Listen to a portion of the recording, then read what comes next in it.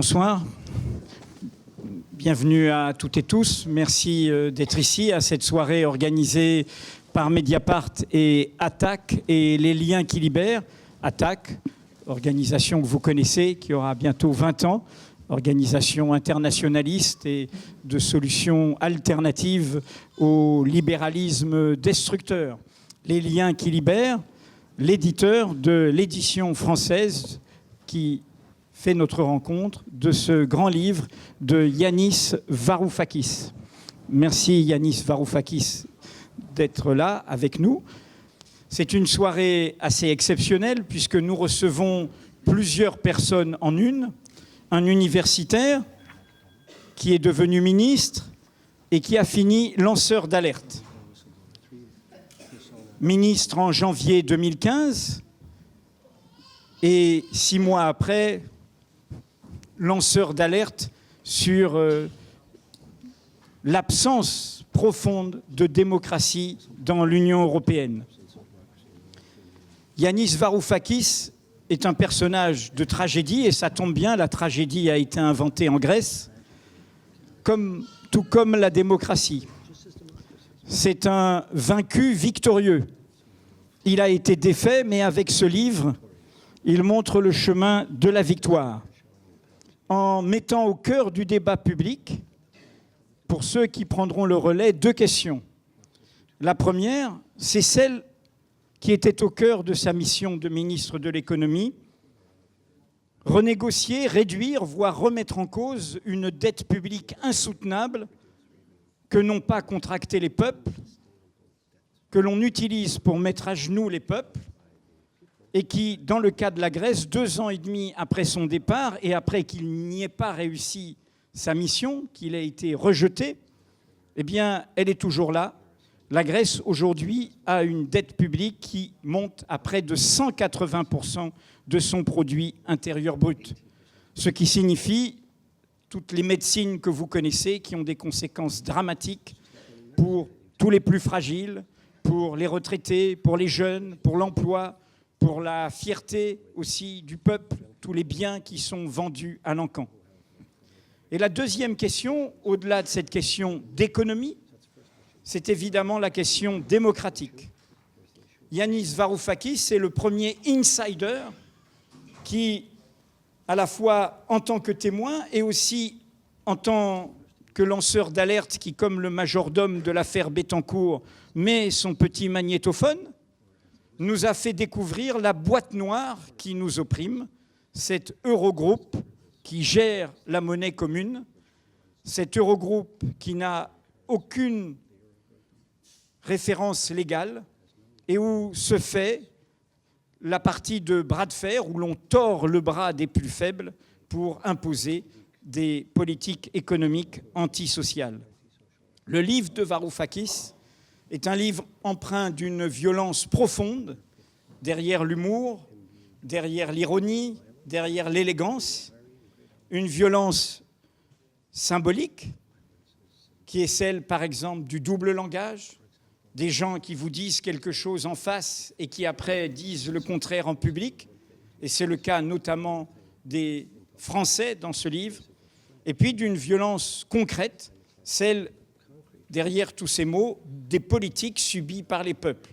Il y a un moment où Varoufakis dit à l'un de ces bureaucrates de cette politique économique qui marche sur la tête, il dit « J'ai un problème pour rembourser quelque chose au FMI, soit je rembourse et je bloque les retraites, soit je ne rembourse pas parce qu'il y a quand même des retraités. » Et la personne lui dit « Ben non, vous ne pouvez pas, il faut bloquer les retraites. » C'est simplement un tableau Excel, une ligne, et ce ne sont plus des individus.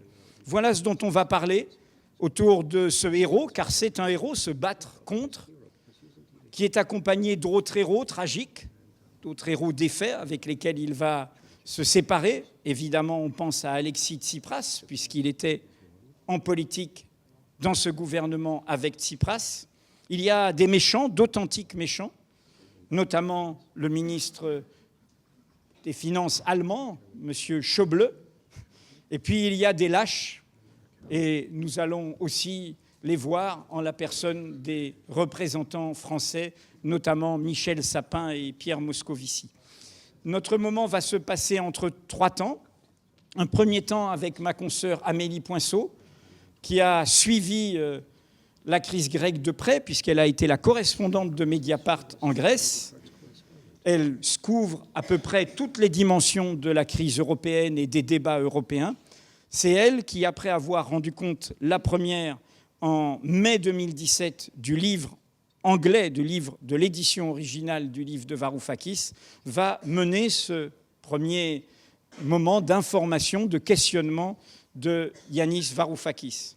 Dans un deuxième temps, 2 amis d'attaque, 2 économistes d'attaque, Aurélie Trouvé et Cédric Durand, nous rejoindront, 2 économistes qui, là, interpelleront Yanis Varoufakis, qui a créé lui-même un mouvement, Diem 25, pour créer une alternative européenne. Nous sommes à 2 ans des élections européennes de 2019 et interpelleront en termes stratégiques les réponses que propose Varoufakis à la crise démocratique, sociale de l'Europe.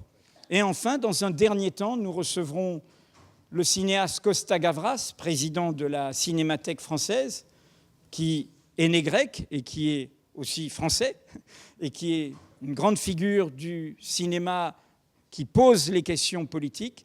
Et nous allons dialoguer avec lui parce que Costa Gavras a acheté les droits de ce livre et veut en faire un film qu'il tournera en 2018.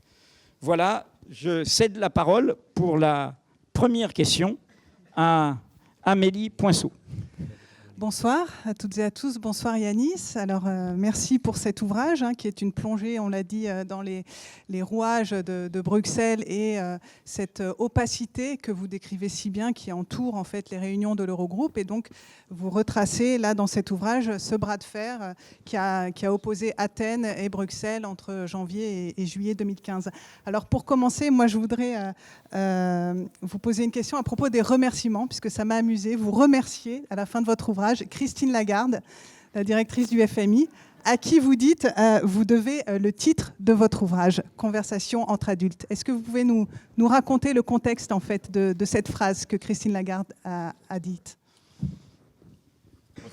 Thank you so much for all the kind words. Merci beaucoup de votre accueil chaleureux et de cette présentation fort gentille. Je réponds à votre question, Amélie. Je crois à la courtoisie.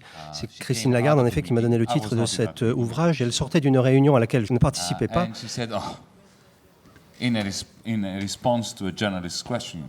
Et en réponse à la question d'un journaliste qui lui demandait si on pouvait arriver à un accord dans le cadre de ces échanges, elle a dit écoutez, il faudrait qu'il y ait des adultes dans la pièce. Adults in the room, c'est le titre anglais de l'ouvrage de Yanis. Donc je dois la remercier. C'est une obligation de ma part. Elle m'a en effet donné le titre. Et deuxièmement, elle m'a donné l'esprit tranquille lorsque nous nous sommes réunis pour la première fois. J'en parle dans le premier chapitre du livre. Ça m'a permis de faire une analyse rétrospectivement de son point de vue, de ce qu'elle pensait de mes propositions par rapport à la Grèce, programme que son organisation imposait à la Grèce. Anticipating that she would try to explain to me why I was wrong. Donc je lui explique tout ça. Je m'attendais à ce qu'elle me dise pourquoi je me trompais et que ça n'irait pas. Elle me dit, vous avez raison, mais ce programme qui vous est imposé par eux, et elle a bien dit par eux, ne fonctionnera pas, mais on va le faire quand même, dit-elle. Not we, they cannot work. And my jaw dropped. J'étais bouche bée. Votre proposition est tout à fait juste, à l'évidence, mais vous devez comprendre que nous avons investi un capital politique tellement énorme dans ce programme, dont on sait qu'il ne fonctionnera pas, qu'on ne peut pas reculer. Et c'est votre crédibilité, M. Varoufakis, qui est en jeu. Votre carrière dépend de votre acceptation de ce programme. My credibility depends on working with it. So, for the first time in my life, I did not have to theorize. Je n'ai pas eu besoin de faire beaucoup de théories. Voilà un adversaire qui me dit que j'ai raison, mais que j'ai besoin de mentir parce qu'il en va de ma carrière. Alors justement, on va rester un petit peu sur ce double discours aussi que vous avez entendu de la part de différents dirigeants européens pendant tout ce semestre 2015. Je voudrais revenir notamment sur l'attitude de Michel Sapin, donc, qui était le ministre des Finances du gouvernement français. À l'époque, lorsque vous le rencontrez pour la première fois, donc en février 2015, en off, il vous dit « La réussite de votre gouvernement sera notre réussite », je cite. « Il est important que nous changions l'Europe ensemble et que nous remplacions cette rigueur obsessionnelle par un agenda pro-croissance. La Grèce en a besoin, la France en a besoin, l'Europe en a besoin. » Comment vous expliquez, puisque l'attitude de Michel Sapin par la suite a complètement démenti ces propos qu'il vous a tenus. Y compris dans une conférence de presse qui a suivi. Presse qui a juste suivi, et puis après dans le déroulé des événements jusqu'en juillet 2015, la France n'a pas été finalement à la hauteur de ce soutien affiché au premier abord. Comment vous expliquez cette double attitude, ce double langage de Michel Sapin? Et est-ce qu'aujourd'hui, avec le recul, vous pensez que la France aurait pu agir autrement dans cette crise grecque? My criticism of Michel Sapin and François Hollande Envers Michel Sapin et François Hollande, ce n'est pas qu'ils n'ont pas aidé la Grèce. Je les critique parce qu'ils ne sont pas venus au secours de la France. You asked me to explain the duplicity. Vous me posez cette question quant à la duplicité de certains personnages, notamment de Michel Sapin. Il m'a dit en effet une chose en privé dans son bureau, en off. La seule chose que nous n'ayons pas faite, c'est chanter la Marseillaise. On n'a pas non plus pris la Bastille d'assaut ensemble, mais on s'est très bien entendu dans son bureau. Puis s'ensuit la conférence de presse, lors de laquelle il tient des propos à la Schäuble.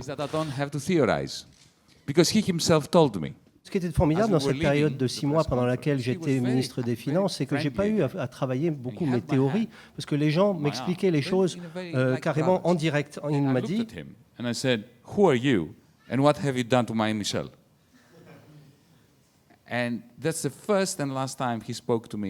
Après avoir quitté la conférence de presse, en me tenant par le bras comme un frère, il m'a dit « Yanis, il faut que tu comprennes une chose, c'est que la France n'est plus ce qu'elle était. » So let me explain why I'm saying he did not defend France. Donc je vous explique pourquoi je dis qu'il n'a pas défendu la France. Et vous parlez de cette duplicité, de cette hypocrisie. You know, the hypocrisy. There was one person who was never a hypocrite. Donc, dans cette galerie de personnages, il y en avait un qui n'a jamais été hypocrite, c'est le ministre des Finances allemand, Wolfgang Schäuble. Il m'a expliqué qu'il fallait imposer ce programme à la Grèce, programme catastrophique. He wanted the troika in Paris. Et que c'était donc la Troïka qui allait être chargée de cette mission. By imposing the troika upon us, donc on ne défend pas la Grèce et la Troïka impose son programme à la Grèce. Et Michel Sapin et François Hollande, en réalité, ont permis à la Troïka de venir à Paris. Vous ne l'avez peut-être pas remarqué, mais la Troïka est déjà présente à Paris. But the troika is already here. Alors on va revenir sur la personne de Wolfgang Schäuble un petit peu plus tard, parce qu'effectivement ça faisait aussi partie des points que je voulais aborder, mais peut-être pour revenir sur la question fondamentale de la survie économique de la Grèce aujourd'hui, c'est la question de la dette. Justement, pendant tout ce semestre 2015, et vous le racontez bien dans votre ouvrage, la question c'était, pour vous en tout cas, me semble-t-il, la question prioritaire c'était de restructurer la dette, ou en tout cas de trouver une solution viable pour la dette publique grecque. Aujourd'hui, on est en octobre 2017, plus de 2 ans après ce fameux été 2015. La dette grecque en est toujours au même point, voire pire, puisqu'elle pèse près de 180% du PIB. Alors que, comme vous l'avez dit à l'instant, Christine Lagarde elle-même, enfin le FMI lui-même, est pour une restructuration de cette dette depuis longtemps.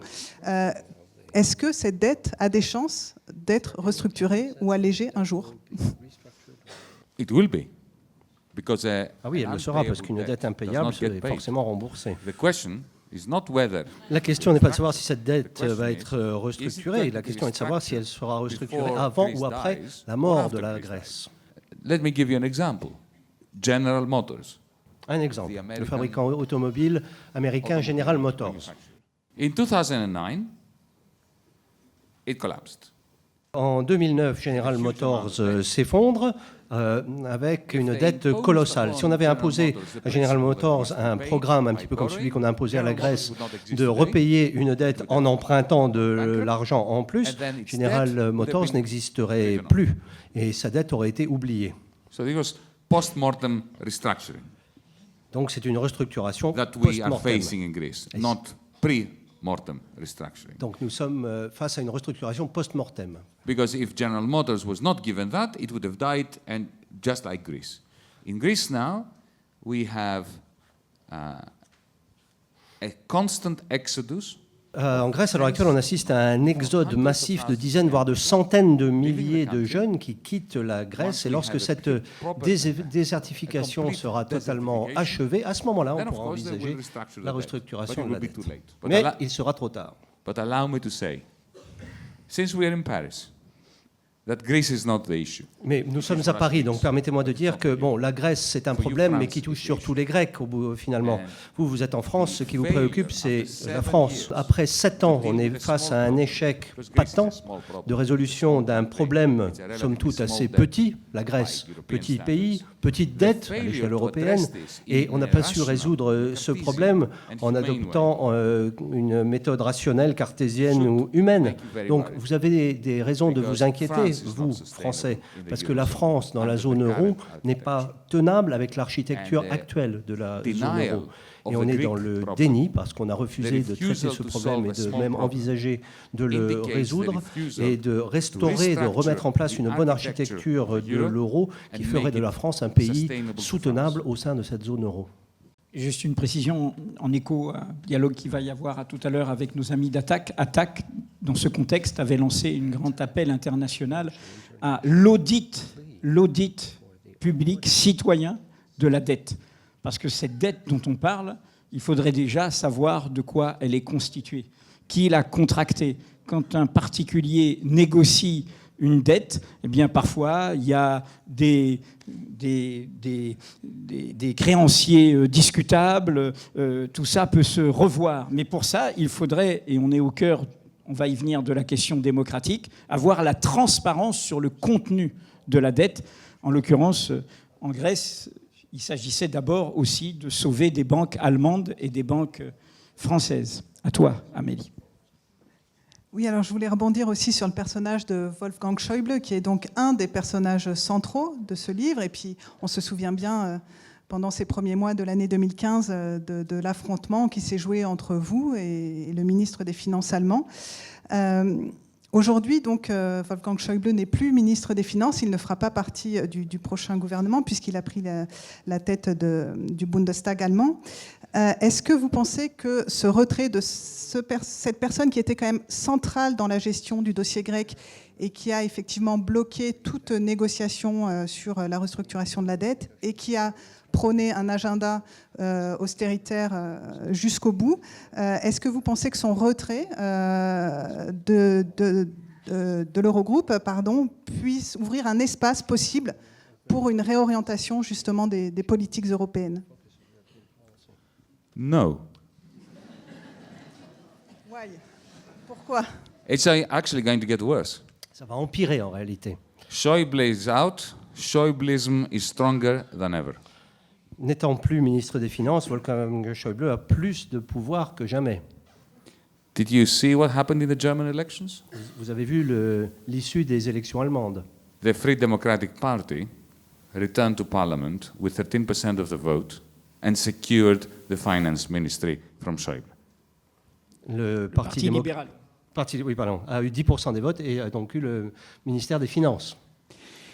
They could be On pourrait très bien envisager de faire la fête pour Wolfgang Schäuble. Schäuble et Merkel étaient en désaccord sur pratiquement tous les sujets. Schäuble wanted Grexit. Schäuble voulait le Grexit. Because he didn't care about Greece. Schäuble voulait le Grexit pour en fait mater Paris, pour que Paris puisse en fait mettre son budget national sous la houlette du budget allemand, du contrôle allemand. Le grand enjeu dans l'esprit de Schäuble, c'est la France en réalité. Par conséquent, un pays qui quitterait la zone euro, que ce soit la Grèce ou le Portugal ou un autre pays, ça permettrait de menacer la France de fermeture de banques et de contrôle de son budget national. Angela Merkel had a different vision. Angela Merkel a un point de vue différent, Never make a de ne jamais decision prendre une today décision quand if on you peut la can remettre à postpone l'année it for next prochaine. year. That's why she was against Grexit. C'est pourquoi elle était contre le Grexit, elle ne voulait pas de changement, bon ou mauvais. No change. Now, Maintenant, donc, c'est le Parti libéral qui est au pouvoir et leur agenda est un agenda, leurs priorités sont liées au Brexit, la liquidation des banques à la périphérie, dans ces petits pays, prétendus petits, et surtout une menace qui pèse sur la France. This is why Schäuble is happy to go to the Bundestag. C'est pourquoi Wolfgang Schäuble, au Bundestag, ne peut pas être considéré comme un perdant, étant donné que ses idées ont été victorieuses en Allemagne, et cela met fin aux aspirations, aussi louables qu'elles soient, d'Emmanuel Macron. Bon, on est mal barré, quoi. No.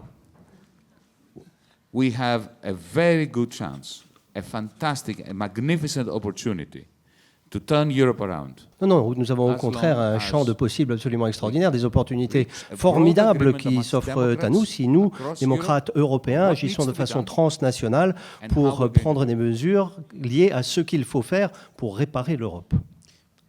On pensait en parler plus tard, mais puisque vous avez cité son nom, Emmanuel Macron. Emmanuel Macron est ministre de l'économie pendant cette période, et dans votre livre, c'est le français épargné. C'est le français qui vous semble un peu plus ouvert, et d'autant plus qu'il est celui qui parle anglais. Depuis qu'il est président, vous n'avez cessé non seulement de le mettre en garde, mais de dire que la politique qu'il mène est au fond celle-là même que vous critiquez dans votre livre. Y a-t-il deux Macron? Vous êtes-vous trompé? Et a-t-il joué un rôle de composition pour vous séduire, comme il l'a fait avec d'autres? Quel est votre jugement aujourd'hui? He was not a little bit more open-minded. He was completely open-minded. Non, je ne dirais pas qu'il était un peu plus ouvert d'esprit que les autres, il avait l'esprit totalement ouvert. I like to, call a spade a spade. Appelons un chat un chat. He was magnificent in his support. Magnifique dans son soutien. Now, was he being duplicitous? I don't think so. Maybe he was. Était-il double? Je ne sais pas, peut-être. I don't think so. Moi, je ne pense pas. But his strategy, and we discussed Mais sa stratégie, et nous avons parlé de sa stratégie, lui et moi, avant qu'il ne soit président, sa stratégie, je lui ai dit, est vouée à l'échec. We agreed on what the long-term objective should be. We agreed on this. On s'est mis d'accord sur ce que devait être l'objectif à long terme. A democratic European federation. Une fédération européenne démocratique. The question is, how do you get there from where we are? Mais comment y parvenir à partir d'aujourd'hui? His proposal was and remains. Sa proposition vise à avancer pas à pas et à construire une petite fédération. Moi, j'appelle ça une fédération light, pour ensuite envisager quelque chose de plus substantiel. Donc, lors de sa première année de présidence, et c'est sa proposition et son projet, il y a la germanisation de la France, où on travaille sur un budget d'austérité, on refait le marché du travail dans un système beaucoup plus allemand, et on réduit le déficit budgétaire de la France. Ensuite, toujours dans son projet, on va voir Angela Merkel, et on lui dit, voyez, Angela, j'ai germanisé la France, est-ce que je peux avoir ma petite fédération light? Et la réponse est, say it again in German, 9.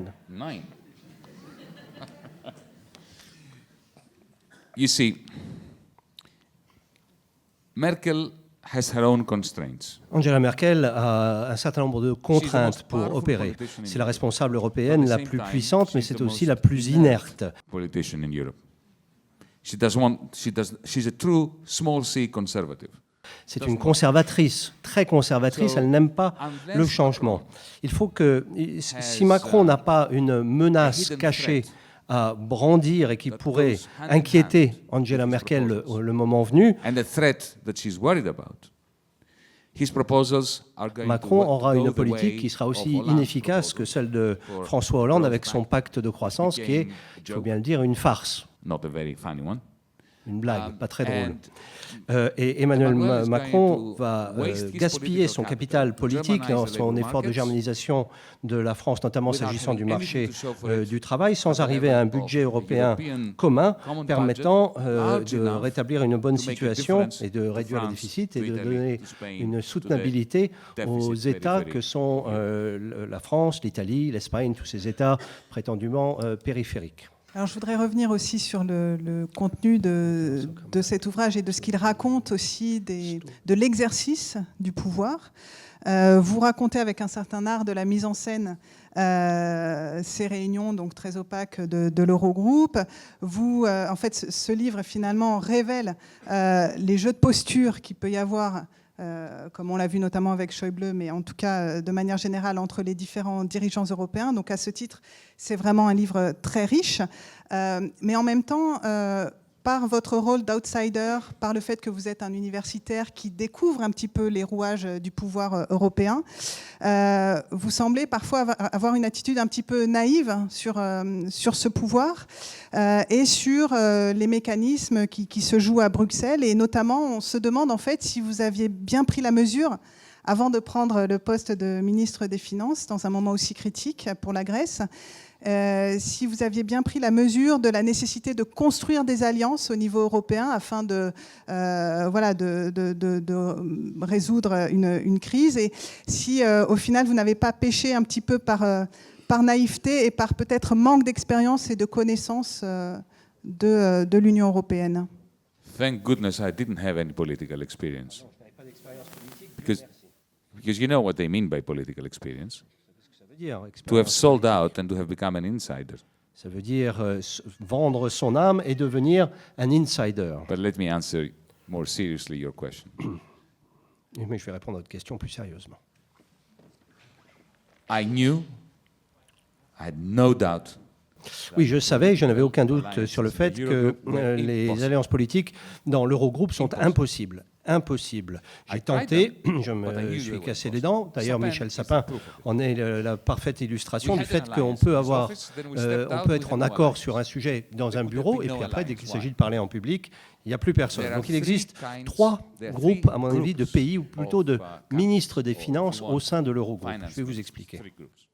One group contains the surplus countries like Germany, Holland, Austria. Premier groupe, les pays excédentaires, l'Allemagne, les Pays-Bas, l'Autriche. Il n'y en a pas d'autres. Donc, autrement dit, Schäuble et ses mignons. Schäuble and his minions. Then there are the bankrupt countries that have already succumbed. Deuxième groupe de pays, les pays en banqueroute qui ont succombé à la Troïka, la Commission, le FMI et la BCE, l'Espagne, l'Irlande, le Portugal, la Grèce avant notre arrivée au pouvoir, l'Italie bien entendu, donc des pays insolvables qui comptent sur des prêts que l'on leur accorde à condition d'accepter que leur souveraineté politique soit totalement écrasée. Those finance ministers had already surrendered to the Troika.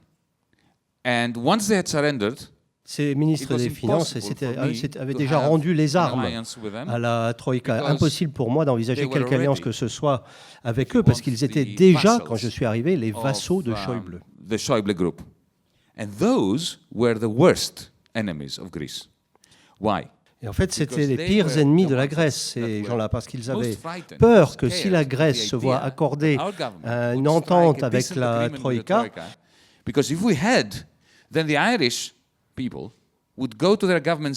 l'Irlande allait voir la Troïka et disent « Mais vous avez accordé ça à la Grèce, pourquoi pas nous ?» À ce moment-là, les Espagnols iraient voir Rajoy et dire « Pourquoi est-ce que vous avez signé le protocole d'accord ?» Les Italiens se poseraient des questions aussi, ça remettrait tout en jeu. Et c'est pourquoi c'est intéressant de noter que ces gens-là qui sont les victimes de la Troïka étaient les pires ennemis de la Grèce.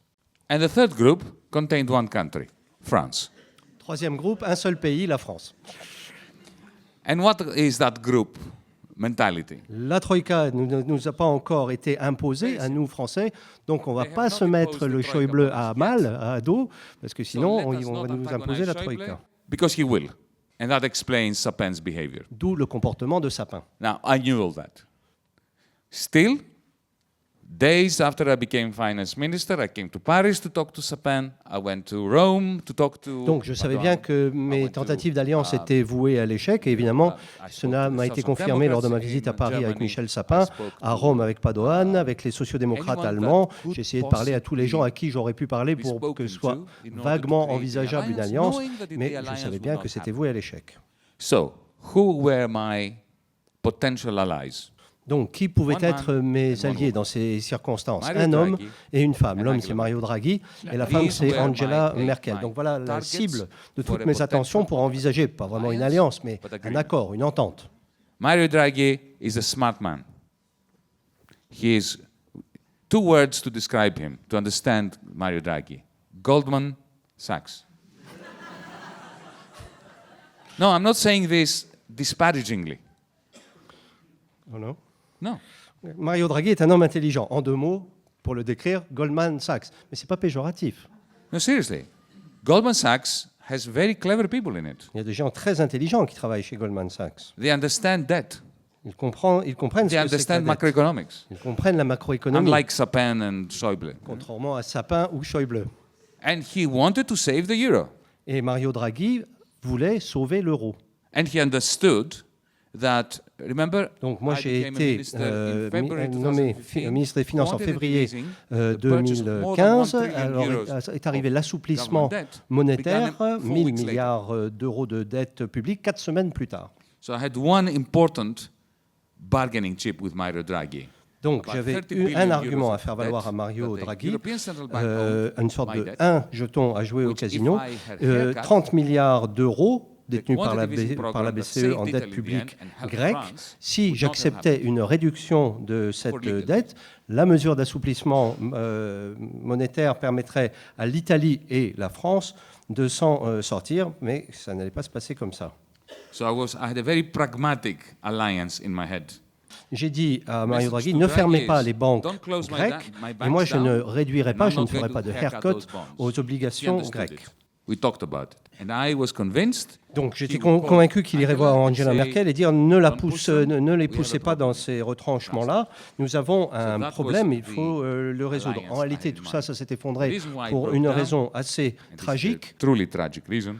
C'est que because mon my own gouvernement, le gouvernement grec, derrière behind mon my dos, back est allé to voir Draghi Mario a month Draghi later en disant and n'écoutez said, pas "Don't listen to Varoufakis, Varoufakis, ne faites we pas will ce not qu'il let him do propose. it." On le comprend à la fin de votre livre, et puis de toute façon, c'est quelque chose qu'on a également chroniqué dans Mediapart. Vous avez créé début 2016 le Diem 25, mouvement pour la démocratie en Europe, donc un parti qui se veut pan-européen. Pourquoi tourner le dos à la politique grecque aujourd'hui? Est-ce que cette expérience justement de l'année 2015 vous a définitivement dégoûté ou fâché avec le monde politique grec? Pourquoi créer ce mouvement aujourd'hui? That is a very interesting question. Question très intéressante. So you think that by working to forge a pan-European movement, I'm turning my back on Greek politics? Parce que vous croyez que le fait de vouloir créer un mouvement pan-européen, ça veut dire que je tourne le dos à la politique grecque? The only way of doing Greek politics is by means of a pan-European party. La seule façon de faire de la politique en Grèce, c'est de créer un mouvement pan-européen, justement. The only way of doing French politics is by means of a pan-European party. La seule façon de faire de la politique française, c'est de créer un mouvement pan-européen. The only way of saving Europe La seule and façon de making sauver Europe worth l'Europe, saving c'est de mener is by doing une politique pan-European pan-européenne politics qui which préservera allows la souveraineté sovereignty politique de of the chacun des politics pays in your own concernés. country. The old politics of forming La vieille national politique où political l'on party construit un parti and making national, on promises fait des promesses that que le your Parlement own ne peut pas parliament cannot tenir keep even if it wants to. parce que les décisions Why? ne sont Because pas the prises par decisions le are not Parlement. made by that Tout ça, parliament. c'est toxique et c'est That un old système politics is révolu. toxic and it is finished. Soit Either on we have mène a au niveau pan-European pan-européen transnational une political bataille party contre l'establishment that pushes qui veut que les against choses ne the changent pas, establishment's et business as on fait usual face donc and the en se faisant disintegrationists from the aux left and the forces de la right désintégration, that qu'elles soient de disintegrate gauche ou de droite, qui veulent la désintégration too de far l'Europe. war. Donc soit Either on we do lutte that, dans ce sens, or ou alors, we are si on ne le condemning fait pas, future il faudra generations qu'on parle to be aux asking générations us the questions futures that qui we're vont nous asking poser la the même generation question of que celle qui a été 1930s. posée dans les années What 30. did you do when you had Pourquoi to vous stop avez laissé this faire slide ce of Europe glissement, cette into an abyss dérive au that niveau de la made politique national politics nationale fascistic qui est and devenue toxic? fasciste et toxique? Il y aura des candidats d'IM 25 partout aux prochaines élections européennes de 2019. DiEM voulant dire Democracy in Europe Movement. We spent the first almost 2 years of our existence. Nous avons passé la première année de constitution de DiEM 25 à créer une politique économique pan-européenne. Maintenant que nous avons cela, je suis certain que nous aurons de la Lettonie au sud de l'Europe, de Dublin jusqu'en Crète, des gens qui pourront représenter DiEM 25 aux élections européennes de 2019. Merci. Merci Amélie. J'appelle nos deux amis d'attaque, Aurélie Trouvé et Cédric Durand. Merci Amélie.